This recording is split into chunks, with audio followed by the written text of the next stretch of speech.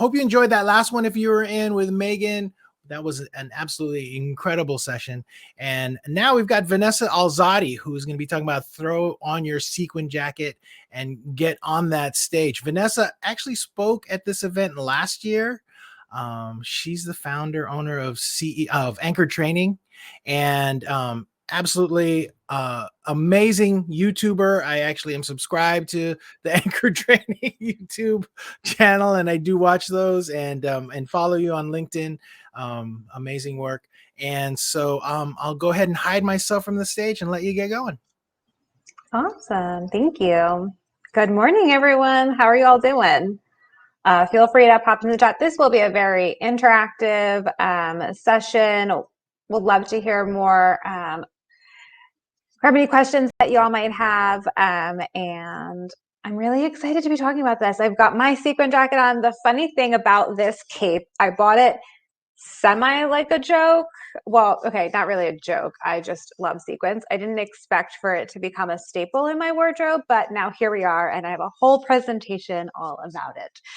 So today we're going to be talking about how to start your speaking career and push past that imposter syndrome.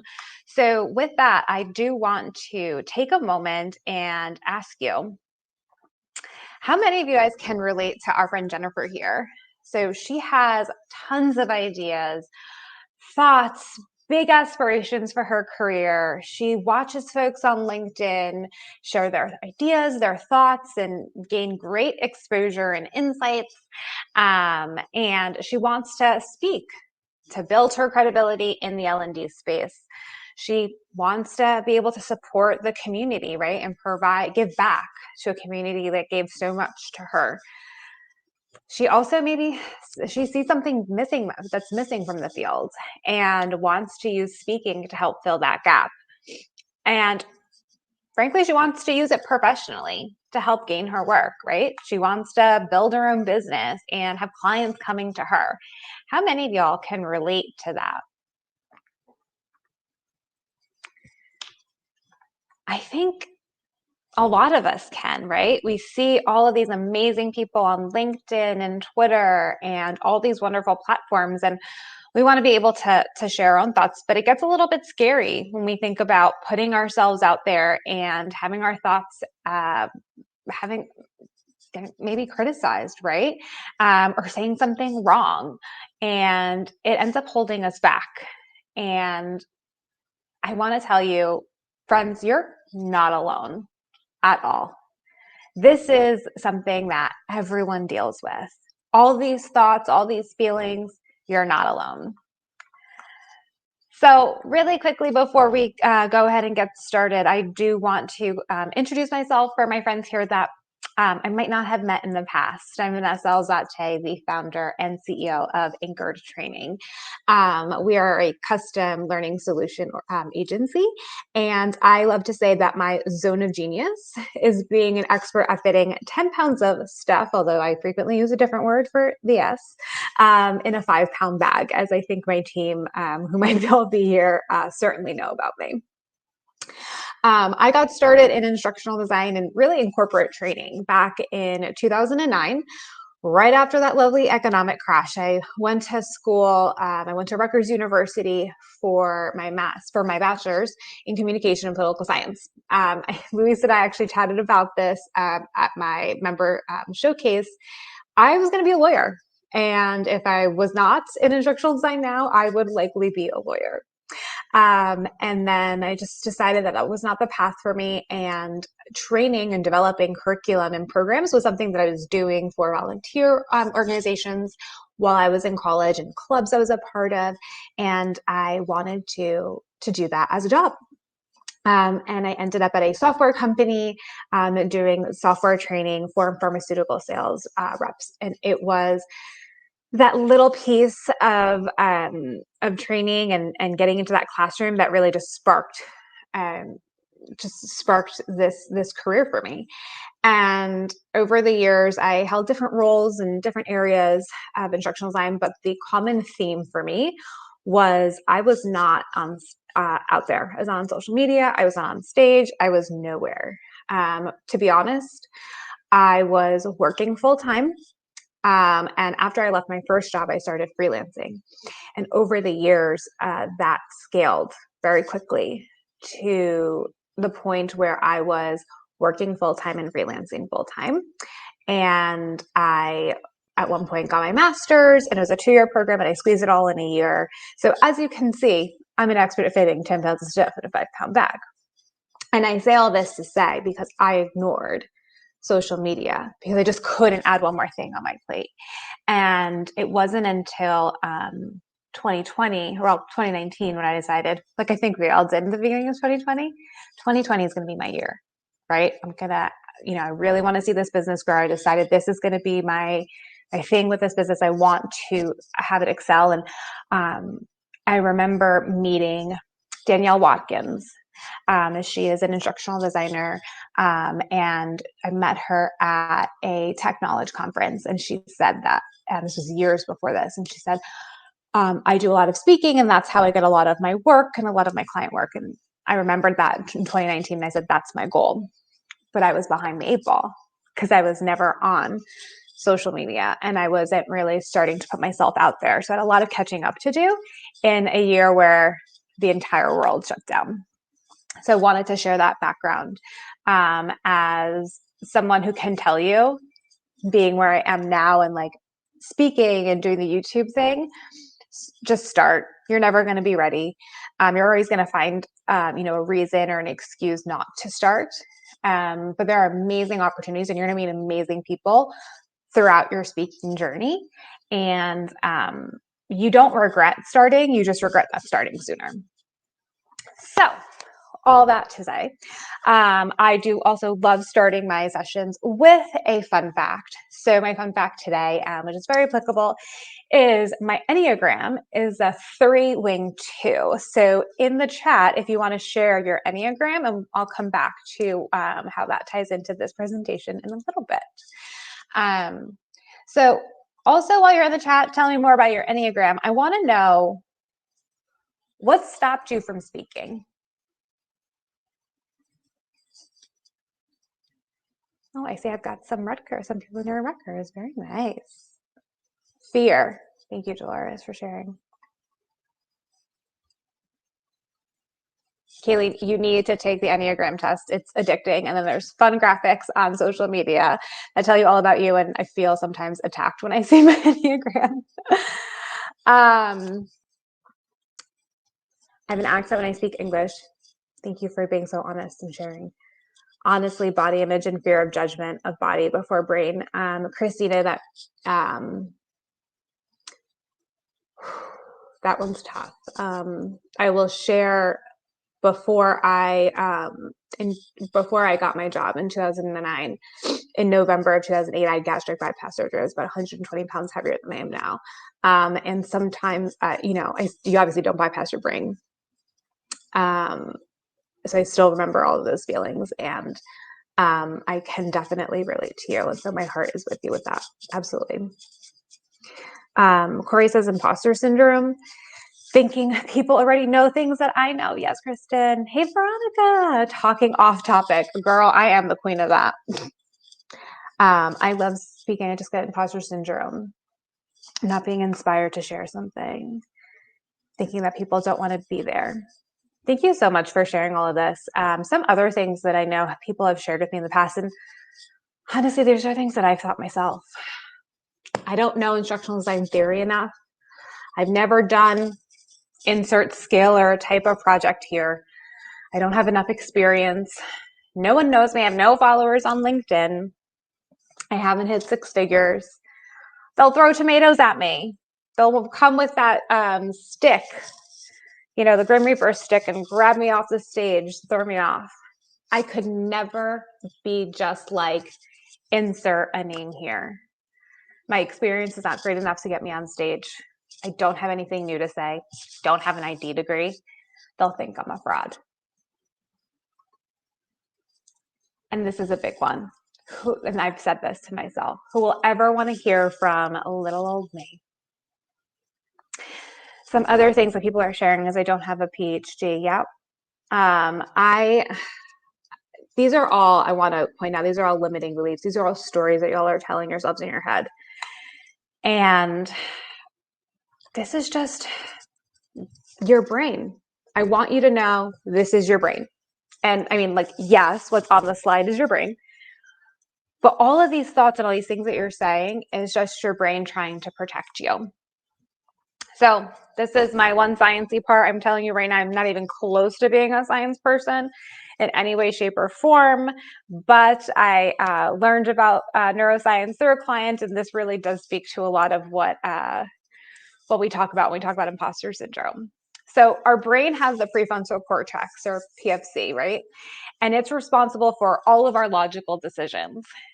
And that prefrontal cortex is so undersized for the amount of information that we're required to process in a single day.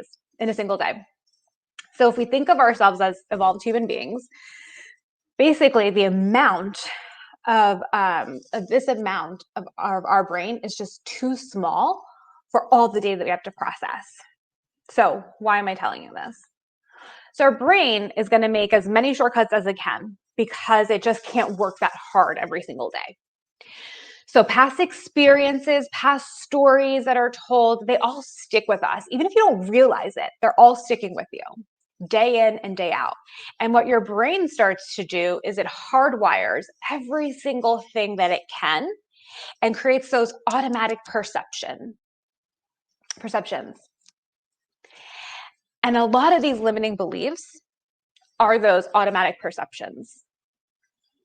And so I want you to know this first and foremost before we get started. We cannot completely deconstruct all of our hardwiring. However, we can rewire our brain and train our brain. And I'll talk a little bit about that in just a second. But first, I want you to know this first and foremost. You are good enough. You're good enough to be on this stage, on any stage. And everyone that you've seen on stage, on video, anything, has been there and continues to be there. Imposter syndrome never goes away. You just kind of figure out how to deal with it. So let's talk about our girl, imposter syndrome.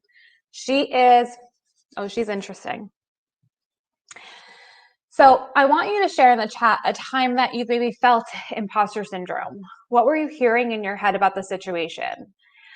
And if you were to have a debate with that mean girl inside, what would you say to invalidate her position?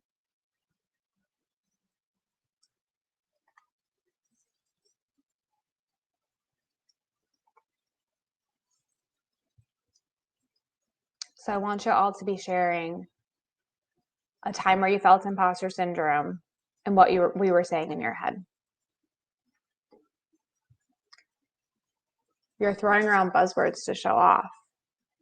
Interesting, Caitlin. I'm too young. Focus on experiences, not age. Yes, Mary. Your voice matters. It's a great way to help battle imposter syndrome. Everyone has a unique voice and something to share, and so do I. When I started my blog, Kayleen says, I was worried that I wouldn't have anything new to say. They think you're stupid and not qualified. Gwen, I love this. I have value to contribute. Oh, I'm up here and they aren't. Heck yeah. Oh, excuse me. So on this screen, I want to show you who this girl is. So this was your girl from 2020. This was my brand shoot that I was supposed to do right before literally right as the world shut down. And I had this shirt made, Chief Executive Officer. Man, is there imposter syndrome behind those eyes? See, we go back to the brain and these stories and automatic perceptions. If I'm honest and open, I never saw a woman being in a CEO position. Now, I was never told I could not be a CEO. I was never told I couldn't be anything and everything that I wanted to be. In fact, that's what I was always told. I was very much supported, and I'm privileged to have that support. But see, I still never saw it. And in my home, we are Hispanic. We're, Latinas, Latino family. And traditionally, women are always subordinate to men, right? We're the ones that take care of the kids. We're the ones that maintain the house. We're the ones that let them lead. And again, while I was never told I couldn't be the leader, I was never told I couldn't be the CEO, these are all the things that I was seeing. So what was my brain doing? Just assuming she's going to, I'm going to be something. I always said, I'm going to be something. I'm going to be someone. I'll be like a senior vice president of learning and development. I'll be a vice president. I'll never be a CEO. And it wasn't something I consciously said, but I knew growing up it was something I was thinking in the back of my mind. I was never going to be that person at that top, but I'll be like close to the top, but I'll support the male that's at the top. And it was around this time when I decided I need to kind of like get out there and I need to actually start to deconstruct my brain in order to start speaking, to start getting out there, to become that CEO, so that the girl behind in these eyes, she could be that CEO that she knew she should be. So in order to do this, I want to actually talk about something real quick, and it's called the reset framework. And it's important that you start here. This is from the book Reset Your Mindset by Natalie Ekdahl. Imposter syndrome and mindset issues, money mindset, abundance, all of those things, scarcity, I should say, they're all stories in your head. And this is a way to battle that using the reset the reset framework. Recognize something is going on that is not your norm. E, evaluate what the issue is. S, story. What we're telling ourselves are all stories. So listen to yourself talk. What story are you telling yourself? E, enough. Draw that line. You are done feeling this way. And then T, take action. Go take action. Do something that's on your list, no matter how small, that helps you move towards your goal. So how do we get on stage, right? Well, here's my tips to start battling imposter syndrome to gain that courage. First and foremost, I want you to journal your experiences and your work history. Often we forget all the really good things. It's much easier to remember the bad than it is to remember the good. You've done so many amazing things. And I saw a lot of, I don't have enough experience. I don't have enough value. I don't know what to say up there. You have so much experience and work history behind you that you can definitely pull case studies and stories to help support your position in learning and development, right? So if you're someone that really wants to talk more about gamification, right, and the value it can provide, well, journal back to some of that work history and how you've applied it and the successes that you've seen. We'll forget, right? We have so much things going on, you're not going to remember everything. By having that journal and work history that you continue to pull from, one, you're going to be able to craft speaking proposals. And two, you're going to be able to help push imposter syndrome to the side. It's like, yeah, okay, got it. I think I have no value, but look at this amazing long history of things I've been able to accomplish. Bye-bye. Taking action, goodbye, imposter syndrome, go away. Not here today. Another tip I have for you is to keep a folder of what I call happies. Every time someone emails you and sends you a note, like, thank you so much, couldn't have done this without you. A client shares how you working with them has helped to, move the organization forward or really help them. I want you to save that. And it's going to be your tool, right? So when you're feeling down, when you're like, all my speaking proposals are getting rejected, this and that, I want you to go into this folder and start reading back and remember that you're a boss. Remember that you've got this. I then want you to find your support system. So you have to know who your hype people are. And I need you to call them. So I will call a hype person before just about every single speaking gig, even this one. And it's just like, give me a second, give me a pep talk, because I need that support. I want you to vision board. Vision boards and visual representations of where you want to go in the future are so powerful. I had DevLearn on my, speaking at DevLearn on my vision board. We'll get to that in a second. Remember your why. We're all doing this work for a certain reason. And when you are not feeling good enough, or you're not getting your proposals pulled, accepted, keep remembering your why. That is what keeps you pushing, right? So I think back to why I'm doing this work, the life I want to build, the community I want to build in learning and development, and that's what keeps me going. And then, of course, always working on your mindset through that reset framework. So now that you have your mindset ready, I want you to start thinking about how you can get on stage. What work can you do to help you get on stage? And how many of you might get nervous when you start filling out that application and it asks you, where have you spoken before? And you're like, at home to my dog. That's okay. There are ways that you can practice and ways to build that experience. I want you to think of stages away from the DevLearns and the tech knowledge and the ATD ICE and all of those big stages. I want you to think of speaking. I don't want you to think of that as speaking. That's like, that goes on your vision board. That's for the future. I want you to focus on practicing by going through smaller places and start to build that experience and that exposure. So look at professional groups, right? So TLDC, right now, I'm speaking. This is a virtual stage. ATD, there are so many chapters out there, local chapters, that are looking for people to come and speak at their monthly meetings.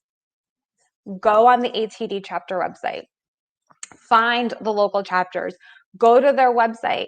And a lot of them have a place on there to submit a speaking proposal.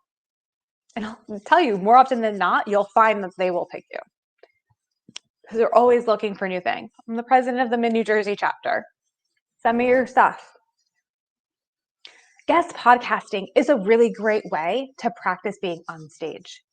Yeah, you're being interviewed, but at least you're gaining some of that experience and that exposure.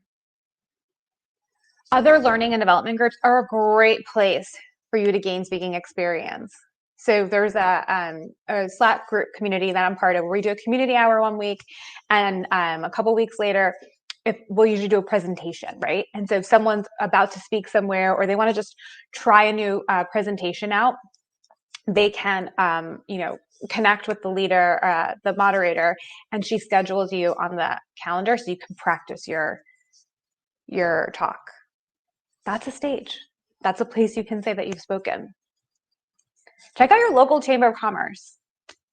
They're always looking for ways to add value for their members. So new educational opportunities is a great way to start speaking on that stage. And you know what?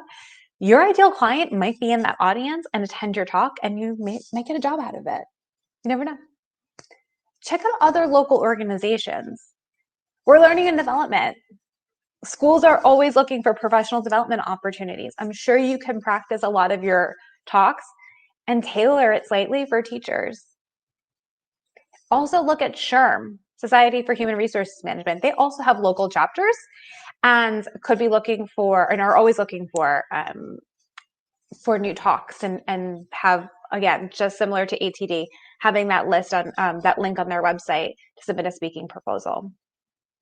The other thing you could do is search LinkedIn. Put in call for speakers, maybe add learning and development or training or instructional design to narrow down that scope. But a lot of people will post, hey, so-and-so is looking for speakers. That's the beauty of what the pandemic actually brought us. There are so many more speaking opportunities now than there were in 2019, because so many people are doing virtual conferences, virtual summits. I had a virtual summit at the end of last year. We'll be doing it again this year. And we put out the call for speakers. Actually, I have 2 conferences coming up that we'll be doing that for. So once you do get on that stage, here's some tips to help you prep to get on that stage. First, I do the reset the reset mindset. I recognize if there's anything going on around me. I usually have butterflies. I will tell you I had them before our session today. And definitely we'll work through the reset your mindset framework. I do breath work. So you'll usually see me like a deep breath in, deep breath out to help calm down the nerves. I will block my time before so that I have time to just like sit and be. I'm not gonna lie, I use an on-stage persona. It's not just for Beyonce, it's for all of us. Right? So we go back to our Enneagram 3, my Enneagram 3s, and if you have not taken an Enneagram test, it's fun, it's for fun. But one of the things about Enneagram 3s is you're like a performer. And I take that innate skill in me, or my innate being, and I use that, and I create my on-stage persona. I can tell you as soon as I'm done with this today, the sequin jacket's coming off, the leggings are coming on, and I'm passing out on the couch for a little bit and throwing on some Bravo, because I do give my all to help give a performance, because I'm trying to push away that imposter syndrome. And I find that finding that inner persona, right? I really have to give her a name because I talk about her pretty often. That persona that I have in me, that is what helps me get on stage and like push away that imposter syndrome. So build that persona, right? That a little bit extra you, still you. It's just a little bit extra here and there. Find your confidence boosting outfit, like Friends, sequin jacket, right? I have a go-to outfit. It's usually high-waisted fun pants and some sort of fun top. Maybe there'll be a hot pink. Maybe there'll be a little leopard print. I don't know. Whatever is fun for that day. That helps give me the confidence to be up on stage, right? And I feel comfortable. So I don't feel like people are looking at me for like looks, right? They're like, I feel good about how I'm looking. I'm not worried about, is my skirt too short or something like that. Like I'm wearing what is like my uniform and is my go-to and what I love to wear and I feel good in. So the important thing is to work on that mindset, right? And so if you're wearing something that makes you feel good, you're going to exude that confidence on stage. Use Lucky Charms, which I recognize I wrote this, and yesterday was St. Patrick's Day, so apologies for that pun. Not planned. But that's part of why you see these things, like all the fun tchotchkes behind me, right? I've got pictures of my kids. I've got that old phone. That's my grandmother's phone that I was like obsessed with as a kid. And it worked. Probably still does if landlines existed in this house. And I've got all these things I know bring me good luck. And when I go out to speak at places, I will bring, whether it's like a crystal or a charm, something that feels good, good luck charm, or I wear a special jewelry or special pendant. Or wear my sorority pin or something like that. These are my lucky charms. These are what keeps me grounded so I can feel good about getting on that stage. And then get yourself a pre-stage ritual. So a lot of that reset mind work, that breath work is all part of that pre-stage ritual. But I will tell you, right before Kira came on, I was jamming to music, having a dance party, and getting myself pumped. So if you go to Learning Solutions in Orlando next month, you will probably see me somewhere in the halls, earbuds in, jamming, dancing. I'm not being crazy. I'm just getting myself hyped before we talk about TikTok in Orlando.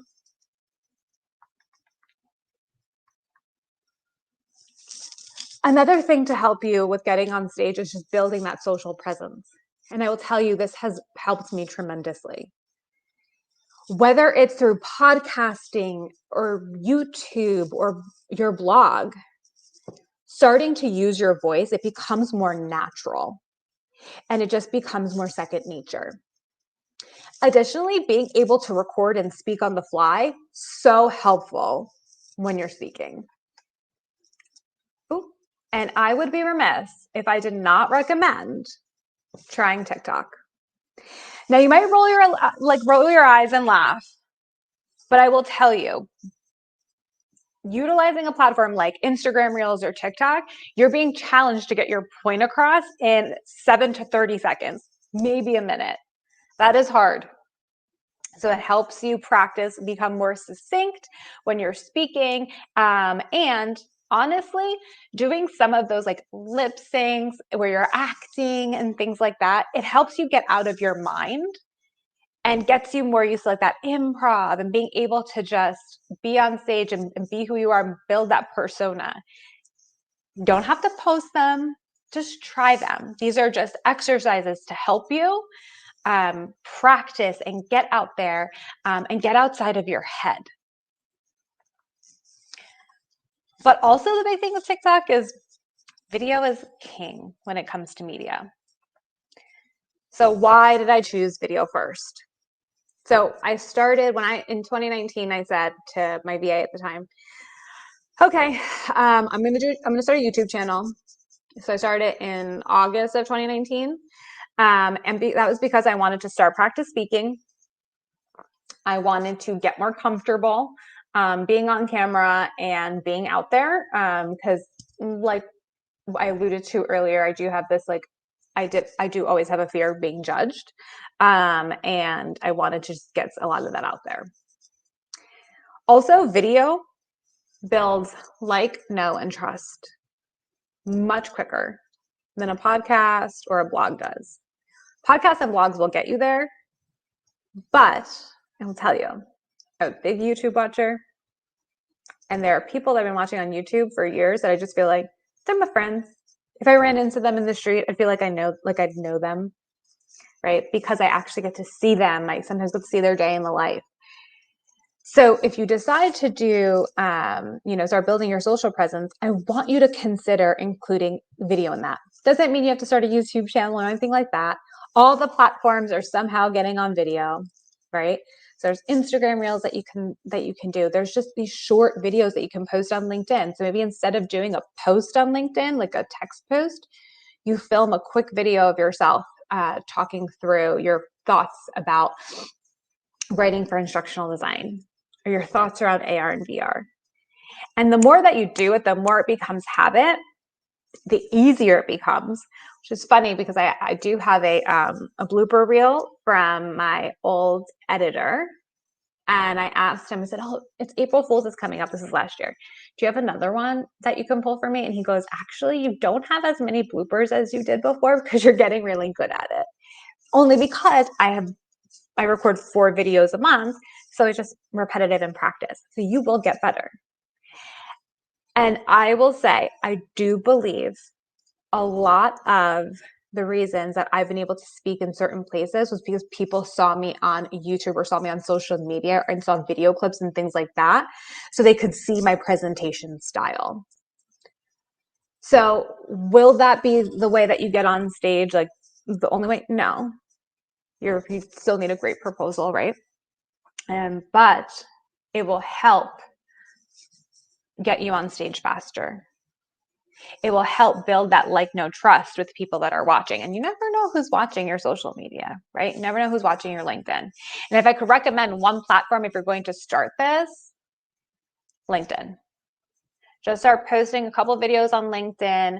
That's where a lot of the community is. That's where a lot of us are. Start there. And then as you build and you want to try more, you can branch out to YouTube or other platforms from there. But that's where I would start for our profession. And it's a great place for you to just test out content, right? So a lot of things that I'll post about or I'll record for YouTube and things like that, or videos that I'll post or I'll create. This is also me testing out content before I want to take it to the stage. It's a great way for you to do that as well. So remember when I said Devlin was on my vision board? I want you to just try. Just try to, I don't want you to, like I know I said forget about all those bigger stages. I don't want you to totally forget them. I still want you to try. Because a lot of those conferences, those larger conferences, do have a set aside number of brand new speakers that they will pull in every single year because they want to get more people, build that pool of speakers. So 2020, Devlin was on my vision board. I said, I want to go to Devlin. I want to speak on stage. Submit a proposal. I didn't get it. I was rejected last year. It's my TikTok presentation. And here's what happened. One of the great things when you get your proposals rejected that you can try to do is ask for feedback. You might not always get it. However, Learning Guild will give you feedback. So I got my proposal rejected and I replied back and said, hey, just, wanted to know any feedback that you had so I could do better next time. And the reply was, we actually really liked your presentation. There was nothing wrong with the proposal. We just didn't have the space to accommodate it.